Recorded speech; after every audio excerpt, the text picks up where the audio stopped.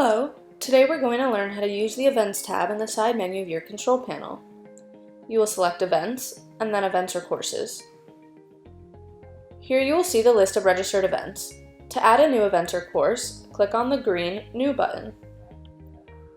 The fields with an asterisk are mandatory, so we must make sure to fill those in. You will add a name for your event,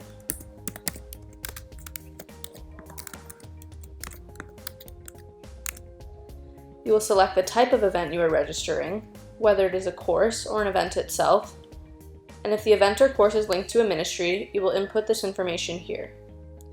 You will add a description and any participation information if necessary. You must add an image, which you will select from your computer, and then you can choose the sizing that you need. A preview of how the image will look in your app will appear to the side. You will then add the starting date for this event, the starting time, the final date, and the final time. You will select whether or not this event will allow registrations, and if it does, you can limit the amount of registrations. You can register an event in person or online.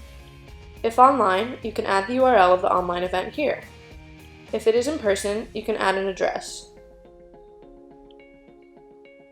In the payment options section, you will select the payment method of either credit card, cash, or both. You will also input the number of days until payment effectuation if choosing cash. For cash payment or transfer, this field allows you to inform how the cash payment can be made, where it should be made, to whom it should be paid, or to which account it should be transferred.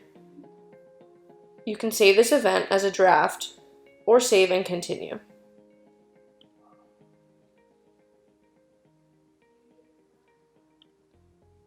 To access this through your app, you will click on Events, and here you will be able to view the list of registered events. You can select an event, and then click on the blue Register button. You will add the number of tickets you want, and then click Continue. You must acknowledge the terms, and then you can put in the username and you can answer any questions from the church if necessary. You should see a confirmation screen showing that your ticket was sent to the registered email, and you will be given a QR code to validate your ticket using InPeace Manager. Using InPeace Manager, you will access the event, click on Scan QR Code, and then scan your ticket. You will follow the ticket information, and if everything is good, you can confirm the user's presence.